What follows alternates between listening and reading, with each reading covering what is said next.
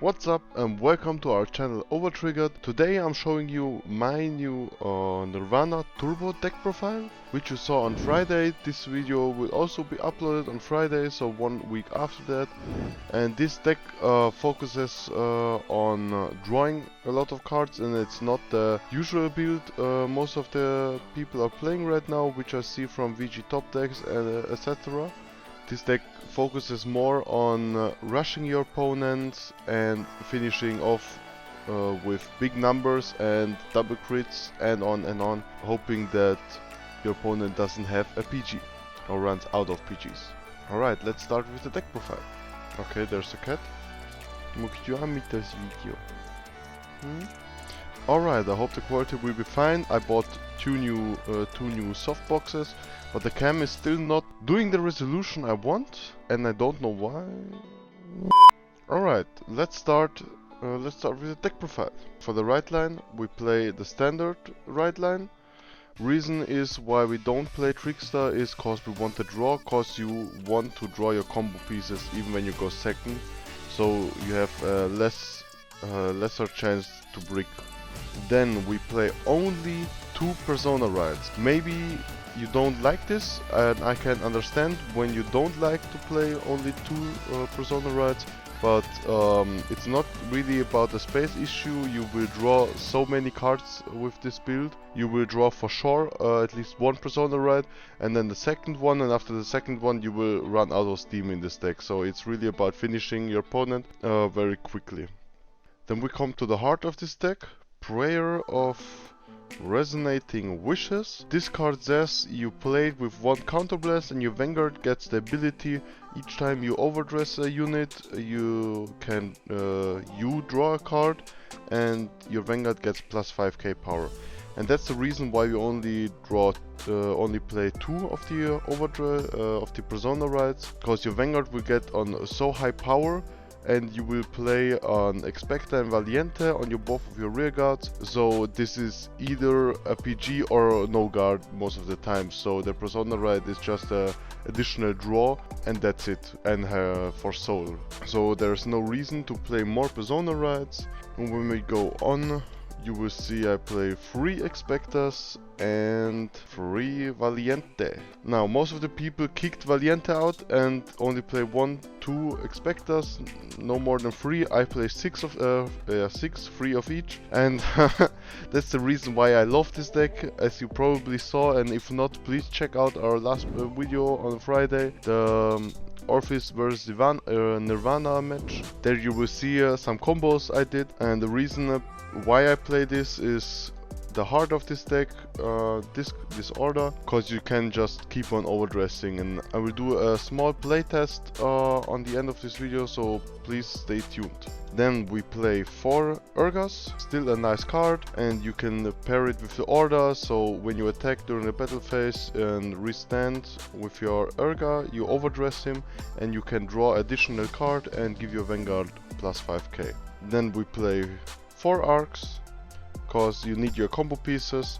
I will show them later on what you need in hand, what's mandatory, and yeah, pretty standard 4 Arcs. Then we play 2 Vairinas. It's just another overdress unit, grade 2s, because we only have Urga and Arcs, so it's just a additional overdress card. So we play 10 grade 2s and 6 grade 3s in this deck, and it just pairs good with Prayer of Resonating Wishes, since it's just another draw, so it replaces itself. Then we have our 4 Tricksters in the main deck. You want to draw at least 1, and 1 you will call out from the deck, and to ensure that you have 2, because in this build it's mandatory to have 2 Tricksters. You need to overdress because of the order, so I play 4, and even if you draw multiples, you can just if your units get retired, you don't have to discard a card from your hand. You have pretty much this, so it's almost the same, but it's just more consistent to have 4 in the deck, so you always have your second Trickster in hand when you are in your 3rd turn. Then for the rest, 4 PGs. Once you over trigger, then we play 3 Draw triggers, as I said, you really want your combo pieces, so you don't play fronts, you play the draws. Then 4 heals, 4 of the standard crits, and 4 of the new crits. New crits are amazing in this deck, because when you are attacking with the Trickster and you don't have enough soul and an Urga in hand, you can boost him with the new critical trigger. When you attack, you can activate this effect first, so this one goes into soul, gives somebody 2k power, and then you can activate Urga from hand, soul blasting this card immediately with another card and stand this unit again.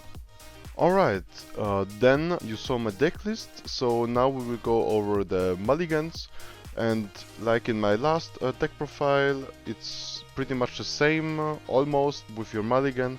You'll mulligan everything back as long as you don't have arcs. So arcs is the most important card, because it lets you draw a lot of cards, and your other card you don't ever want to get back, but you don't want to mulligan for it, is the Order. Because the Order is an essential combo piece, but your combo piece is only necessary in turn 3. You want your arcs in turn 2, best case, but turn 3 arcs is also very fine, because you can combo it with the Prayer of Resonating Wishes. What is also not to mulligan back Trickster, because it's so essential in this deck to get a second Trickster that when you draw one you want to keep it. So these cards are keeper cards, and the rest is always mulligan back and draw new, except you have these two already in hand. And so if you already have these two in hand, so we just put the triggers back, because Trickster is not that essential, because you will draw into it, because you play arcs and Prayers of I will just call it prayers from now on, and the draw power is like crazy in this deck, and I will show you now an example combo. Alright, this is now a setup match, so this is just for purpose of showing off why I love this deck and what's the combo behind this. So also the top cards are stacked. It will get very lucky, so don't assume this is just cause I want to show off how cool I am. This is just to show off how the deck works in the best case, so you can see it and understand the combo. So we are now in our third turn. We have summoned our Trickster here behind, and now we are overdressing, and we searched our Virina. So one soul goes into grave, but that's fine. So we have a Virina in hand, and our other hand is an Arcs, another Trickster, and the Order, and 2 triggers, because we had to discard one for the riding of the Great Three. So what we will do now is playing the Order.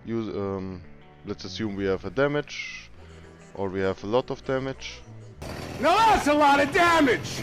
So playing the Order, 1 counterblast gives our Vanguard the ability, getting 5k every time we overdress, and drawing an additional card. So what we do now first is playing Arcs. So we counterblast 1 and we can draw 2. One is Expector and a PG, so that's very great. Now we can put him in the front, playing another Trickster, riding Virina, getting to draw, it's a Valiente. Now we can play a Valiente, draw another card, it's Expector, and we can put an Expector right here, draw another card, it's a Valiente. Then we could Valiente here, draw another card. Okay, this is not now. I didn't stack all of them.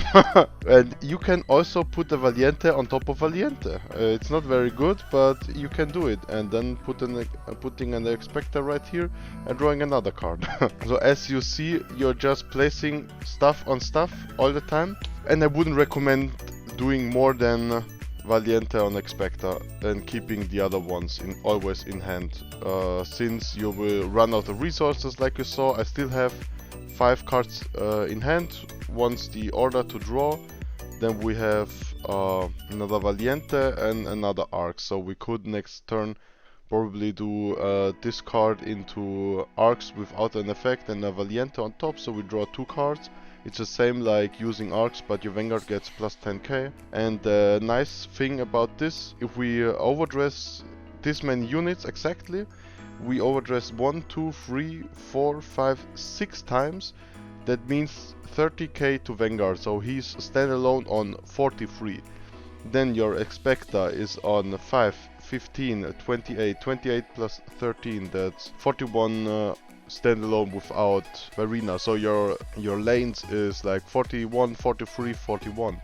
And if you use skill of Nirvana, they're all plus 10k. So this is a really strong board, and it's so easy to set up once you just have the order and best case an arcs to draw into more Expectors or Valientes. So this is the basic combo of the deck. You want to play the order, have an arcs to draw additional cards, to draw a Valiente or Expector, to keep on overdressing, to just plus with the card. It's also totally fine if you want to play the grindy matchup, then you keep your Valientes in hand and just putting an low Expector like this. If you play it like this, one Expector, one Valiente, it's also perfectly fine. I prefer Expector more. Maybe I'm even putting a fourth Expector in for instead of a second Varina, cause Expector is just a nice speed stick. Like, he's on 28k right now with 2 overdress units, also at the enemy turn. So it's like, do you want to waste such a high number column on Expector or on the Vanguard? So it's so worth to overdress Expector in my opinion, and with this order, this enables this build to work, since your Valientes and your Expectors, they're minus. You're like it's like you're retiring a unit and placing something different. Just he got Expector got a lot of 80k numbers because of the effect. And with this order, you're not minusing anymore. You're plussing to a certain point when you play the first two. Then you're plussing. Everything after that is just cycling through your deck. That's also the reason why it's not that great to put Valiente over Valiente over Valiente over Expector. Even if you can, this is more likely to be a finishing move and not the way to play this deck, cause you will draw just different cards and you will burn out on your resources. So keep it simple, keep it low, unless this is your finishing turn, you're going final turn, then write everything on top of everything else, cause it will get such high numbers. And that's also a reason why I love this deck, cause you can play so aggressive if you want to, but you don't have to, and you can play a more slow game for Varina terms, or you can just go all out and attack with Vanguard 50-60k. So that's for sure a perfect guard. Because if you hit a critical, yeah, it's pretty unlikely that he will guard with 50k, 60k shield, except he has the overtrigger in hand. Alright, thank you for watching. I hope you enjoyed this deck, and please leave your opinion down in the comments below. And if you have any ideas or opinions about this deck on ratios or what to play, or generally have you tried this deck out, let me know in the comments down below. And we'll see you next week. Bye. In lounge rooms across the nation, minds will blow. Night after amazing night, millions of Australian jaws will drop. It's the mind-boggling, eye-popping, all new